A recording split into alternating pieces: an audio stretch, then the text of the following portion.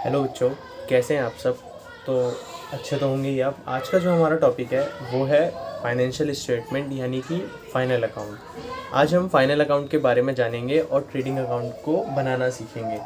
तो आइए, जो हमारी पहली चीज़ है वो है फाइनल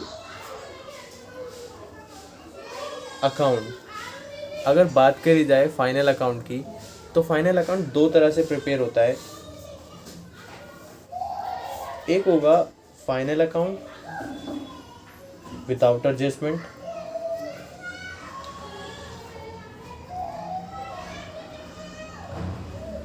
और एक होगा फाइनल अकाउंट विथ एडजस्टमेंट।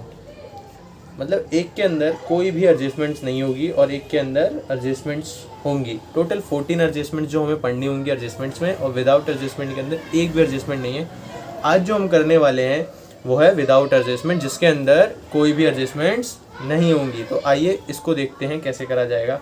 तो अगर बात करी जाए फाइनल अकाउंट की, यानी कि हमारा फाइनेंशियल अकाउंट स्टेटमेंट, ये कंपनी की दो चीज़ें शो करता है। एक कंपनी की इनकम स्टेटमेंट कि कंपनी कितना कमा रही है वो शो करता है इनकम स्टेटमेंट, और दूसरी चीज़ शो करती है पोजीशन स्टेटमेंट, मतलब कंपनी किस पोजीशन पे अभी खड़ी है। तो देखिए, इनकम स्टेटमेंट के अंदर टोटली दो अकाउंट बनेंगे, यानी इनकम स्टेटमेंट जो है वो दो अकाउंट्स के साथ आती है। ये आप लोगों ने फर्स्ट चैप्टर में भी पढ़ा होगा अकाउंट्स के। इसके अंदर दो अकाउंट जो बनेंगे, पहला बनेगा ट्रेडिंग अकाउंट, जिसके अंदर हम सारे प्रोडक्ट से रिलेटेड खर्चे दिखाएंगे। मतलब प्रोडक्ट बनाने तक जितना भी खर्चा होता है वो सारा किसके अंदर जाता है, ट्रेडिंग अकाउंट के अंदर। दूसरा बनता है प्रॉफिट एंड लॉस अकाउंट। इसके अंदर हम ये दिखाते हैं कि जो बिज़नेस की ऑपरेटिंग एक्टिविटी है उसके अंदर कितना खर्चा हुआ है। मतलब बिज़नेस को चलाने के लिए जितना भी खर्चा लगा वो सारा किसके अंदर आएगा, इस प्रॉफिट लॉस के अंदर। और बिज़नेस में गुड्स बनाने तक का खर्चा किसके अंदर आएगा, ट्रेडिंग अकाउंट में। अब बात आती है पोजीशन स्टेटमेंट के अंदर। तो इसके अंदर सिर्फ और सिर्फ हमारी बैलेंस शीट आती है, जो कि हमें ये दिखाती है कि हम किस पोजीशन पे अभी हैं, जिसके अंदर हमारी एसेट्स और लायबिलिटीज़ दिखाई जाती हैं। तो ये हमारा टोटल हमें सीखना है। इसके अंदर हमें सबसे पहले हम ट्रेडिंग अकाउंट को देखेंगे कि किस तरह से बनता है। तो आइए स्टार्ट करते हैं। तो देखिए, ट्रेडिंग अकाउंट को स्टार्ट करने से पहले हमें लिखना होता है ऊपर नाम, और ये आज के टाइम में दोनों एक साथ बनता है। मतलब ट्रेडिंग अकाउंट और प्रॉफिट लॉस एक साथ भी बनता है। एज ऑन 31 मार्च 2021 या 2022, आप जो चाहें डालिए, ठीक है। ये हमेशा साल के आखिरी में बनता है क्योंकि ये फाइनल अकाउंट है। इसके बाद बुक्स ऑफ अकाउंट्स क्लोज हो जाती हैं। तो आइए इस साइड लिखेंगे हम पर्टिकुलर, और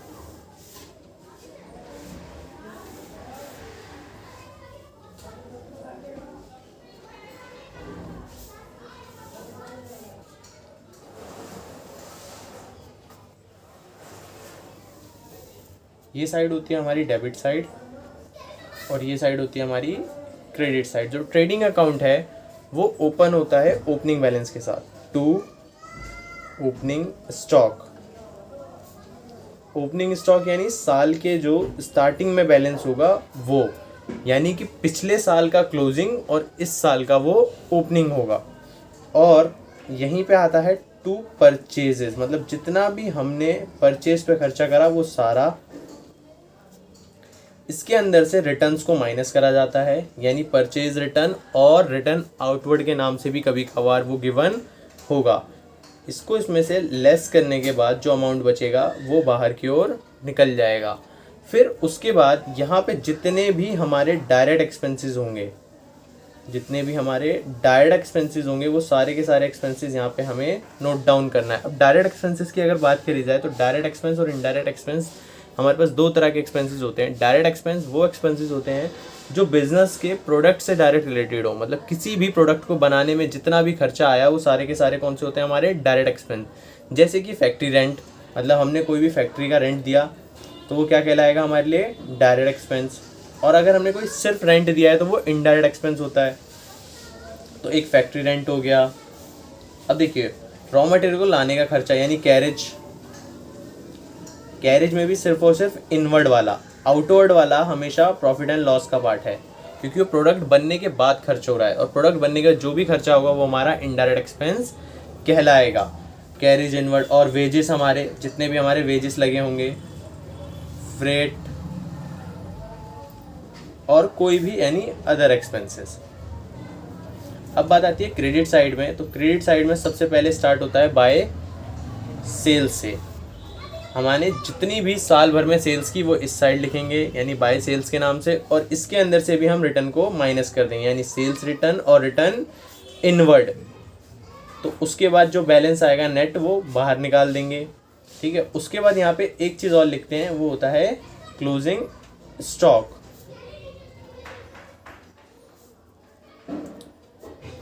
उसके बाद हम दोनों साइड को देखेंगे टोटल करके, और जिस साइड का ज़्यादा होगा टोटल हम वो दोनों साइड लिख देंगे पहले, और एक साइड बैलेंस बचेगा। अगर कोई बैलेंस इस साइड बचा तो वो कहलाता है टू ग्रॉस प्रॉफिट, और ये ट्रांसफ़र हो जाता है P&L अकाउंट में। और अगर कोई बैलेंस इस साइड बचा तो उसे कहा जाता है बाय ग्रॉस लॉस, वो इस साइड आएगा, वो भी ट्रांसफ़र हो जाएगा P&L अकाउंट में। प्रॉफिट जो होगा P&L अकाउंट में क्रेडिट साइड जाएगा, और लॉस जो होगा P&L अकाउंट में डेबिट साइड जाएगा। उसके बाद यहाँ पे कुछ चीज़ें और होती हैं, जैसे कि क्वेश्चन, इसको क्लोज कर देंगे ऐसे। क्वेश्चन कभी कभार हमसे पूछता है COGS बताओ, यानी cost of good sold. COGS होता है कॉस्ट ऑफ गुड सोल्ड, ये बनाने तक का खर्चा होता है। बेसिकली इसे आप चाहो तो कॉस्ट भी कह सकते हो, कॉस्ट ऑफ प्रोडक्शन, मतलब हमने जितना भी खर्चा करा प्रोडक्शन तक का वो। तो इसके अंदर हमें क्या क्या मिलता है, पहली तो ओपनिंग स्टॉक, इसमें प्लस कर देंगे हम नेट परचेजेस, इसके अंदर प्लस करेंगे हम डायरेक्ट एक्सपेंसेस, और माइनस कर देंगे इसमें से क्लोजिंग स्टॉक। तो हमारे पास निकल के आ जाएगा COGS। अब कभी कभार क्वेश्चन में कोई रेट दिया होता है जिससे हमें ग्रॉस प्रॉफिट फाइंड करना पड़ता है, तो उसमें हम किस तरह से करेंगे। तो देखिए ग्रॉस प्रॉफिट का जो फॉर्मूला होता है वो होता है नेट सेल्स माइनस, हमारे पास नेट सेल्स में से माइनस कर देंगे COGS यानी कॉस्ट ऑफ गुड सोल्ड। तो हमारा क्या निकल के आ जाएगा, ग्रॉस प्रॉफिट। अब ये नेट परचेज और नेट सेल कैसे निकलता है, तो नेट परचेज को निकालने का तरीका होता है, आपने जितनी भी सेल परचेज की है यानी टोटल परचेज, और उसमें से कोई भी अगर आपने रिटर्न भेजा है तो वो माइनस कर दोगे, यानी जस्ट रिटर्न्स को माइनस करके। इसी तरह नेट परचेज और नेट सेल्स भी निकाल लेंगे। नेट सेल्स कैसे निकलेगा, टोटल सेल्स माइनस रिटर्न्स। अच्छा, अगर बात करी जाए यहाँ पे टोटल परचेज और टोटल सेल्स की, तो टोटल परचेज जो निकलता है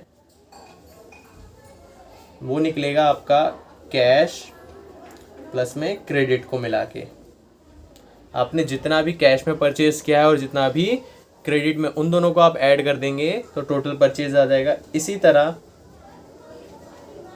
टोटल सेल्स की अगर बात करी जाए तो वो भी इसी तरह निकलता है, कैश प्लस में क्रेडिट। ये हमारा अभी तक का टॉपिक है जिसके अंदर हमें ट्रेडिंग अकाउंट बनाना पड़ेगा। आपको अगर नोट डाउन करना है तो करिए।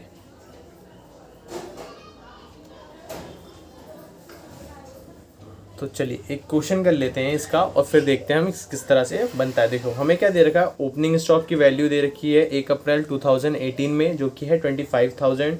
फ्रेट एंड पैकेजिंग दे रखा है, sales, purchase, closing stock, packing expenses on sales दे रखा है। तो आइए इसके अंदर क्या क्या आएगा। सबसे पहले हमारी स्टार्टिंग किससे होती है, टू ओपनिंग स्टॉक से।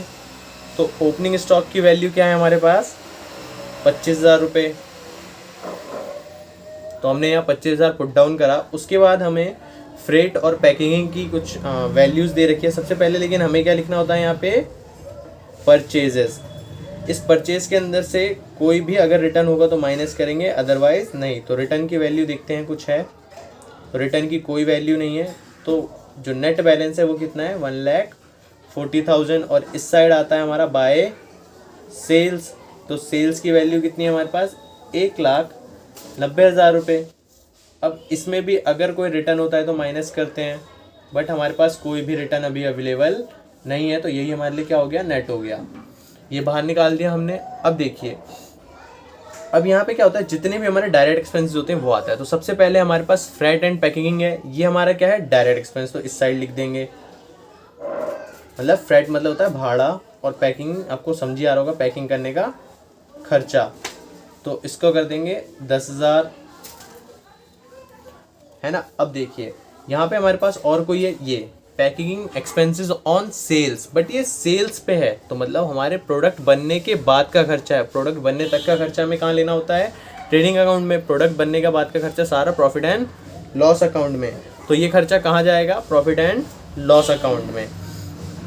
आइए अब देखते हैं, हमारे पास इस साइड लास्ट बचता है हमारा बाय क्लोजिंग स्टॉक, तो हम क्लोजिंग स्टॉक की वैल्यू डाल देंगे 30,000 रुपये। अब देखिए, अब कोई और चीज़ रह नहीं गई है, तो हम क्या करेंगे, दोनों साइड को टोटल करेंगे और देखेंगे किस साइड का ज़्यादा आ रहा है बैलेंस। इस साइड का ज़्यादा लग रहा है देख के बैलेंस, 1,90,000 प्लस में 30,000, तो 2,20,000, और ये भी है 2,20,000। अब इसमें से हम ये सारी चीज़ें माइनस कर देंगे, तो इस साइड का हमने टोटल करेंगे तो ये आएगा 1,75,000। तो हमारा जो प्रॉफिट बचेगा वो कितना होगा, 2,20,000 माइनस 1,75,000 यानी 45,000। ये हमारा क्या है, ग्रॉस प्रॉफिट है, और यही आगे ट्रांसफ़र होगा, यही ट्रांसफ़र होगा हमारा प्रॉफिट एंड लॉस अकाउंट में। अब एक क्वेश्चन और कर लेते हैं जिसके अंदर हमें COGS भी फाइंड करना पड़ता है काफ़ी हद तक। तो देखिए हमारे पास क्वेश्चन क्या है, ओपनिंग स्टॉक है, कैश सेल्स है, परचेसेस है, क्रेडिट सेल्स है, और ग्रॉस प्रॉफिट का रेट दे रखा है। ग्रॉस प्रॉफिट ऑन कॉस्ट 1/3 और 33%, और हमें फाइंड करना है क्लोजिंग स्टॉक। अगर कोई भी क्वेश्चन, अगर मान लो ग्रॉस प्रॉफिट का रेट ऑन कॉस्ट 1/3 है, अगर 1/3 है तो वही सेम चीज़ सेल्स पे 1/4 हो जाएगी, ठीक है। अगर कोई भी चीज़ कॉस्ट पे 1/3 है तो सेल्स पे हो जाएगी 1/4, और कोई भी ग्रॉस प्रॉफिट ऑन सेल्स अगर 1/4 है तो वही सेम चीज़ कॉस्ट पे 1/3 हो जाएगी। तो इससे अकॉर्डिंग हमारे पास क्वेश्चन में अभी बोला है 1/3 ऑन कॉस्ट, यानी 1/4 सेल पे, तो हमें टोटल सेल चाहिए होगी यहाँ पे। तो आइए देखते हैं, क्या हमारे पास कैश सेल्स है, क्रेडिट सेल्स है, तो इससे हम टोटल सेल फाइंड कर सकते हैं। तो हमारे जो टोटल सेल्स का फॉर्मूला होता है, टोटल सेल्स इक्वल टू में कैश प्लस में क्रेडिट। तो जब इन दोनों को प्लस करेंगे तो कैश की वैल्यू है 60,000 और क्रेडिट की वैल्यू है 40,000, तो 1,00,000 की हमारे पास टोटल सेल आई है। अब हमें देखो कॉस्ट निकालना पड़ेगा पहले। तो कॉस्ट निकालने का तरीका होता है, यानी हमें COGS फाइंड करना पड़ेगा। तो COGS फाइंड करने के लिए हमें क्या चाहिए, सबसे पहले, अब या तो हमारे पास COGS हो, बट हमारे पास तो COGS है ही नहीं, तो हम क्या करेंगे, COGS निकाल लेंगे। तो वो कैसे निकलेगा, हमें याद है ग्रॉस प्रॉफिट का फॉर्मूला सीखा था एक, जिसके अंदर हमने देखा था कि सेल्स में से अगर आप COGS माइनस कर दो तो हमें मिल जाएगा, बट हमारे पास ग्रॉस प्रॉफिट नहीं है। बट हम ग्रॉस प्रॉफिट को फाइंड कर सकते हैं, देखिए कैसे। ग्रॉस प्रॉफिट जो सेल्स पे अगर कोई भी चीज़ 1/3 है कॉस्ट पे, यानी तो ये सेल्स पे कितनी होगी ग्रॉस प्रॉफिट, 1/4 होगी। तो जस्ट 1,00,000 का 1/4 निकाल देंगे तो वो आएगा 25,000। तो हमें ग्रॉस प्रॉफिट मिल गया, कितना है, 25,000, और सेल्स दे रखी है 1,00,000। तो हमारी COGS की वैल्यू अपने आप ही आ जाएगी, यानी COGS इक्वल टू में 1,00,000 माइनस 25,000, तो COGS की वैल्यू आएगी 75,000, है ना। अब देखिए COGS मिल गया हमें क्वेश्चन में। अब COGS का जस्ट फॉर्मूला लगा देंगे तो हमें क्लोजिंग स्टॉक मिल सकता है। ओपनिंग स्टॉक प्लस में नेट परचेजेस प्लस में direct expenses minus closing stock. तो आइए अब देखते हैं हमारे पास इस क्वेश्चन के अकॉर्डिंग क्या क्या गिवन है। तो हमारे पास ओपनिंग स्टॉक की वैल्यू है 20,000, नेट परचेजेस की वैल्यू है हमारे पास 70,000। अब हम डायरेक्ट एक्सपेंस देखते हैं, कोई भी है, कुछ नहीं है तो 0। क्लोजिंग स्टॉक तो फाइंड ही करना है तो x लिख सकते हैं इसको। अब COGS की वैल्यू कितनी निकाली थी हमने, 75,000। तो अगर हम इन दोनों को प्लस कर दें तो ये 75,000 इक्वल टू में 90,000 माइनस x बचा, तो x को इधर लें और 75 को उधर, तो x इक्वल टू में 90,000 माइनस 75,000। तो x की जो वैल्यू बचेगी हमारे पास वो बचेगी 15,000, यानी x इक्वल टू में 15,000, यानी x की वैल्यू कितनी आई, 15,000। तो इस तरह से कुछ क्वेश्चन को सॉल्व कर सकते हैं हम। अगर आपको वीडियो अच्छी लगी तो लाइक करें, कमेंट करें और सब्सक्राइब करके ज़रूर बताएं वीडियो कैसी है। Subscribe the channel.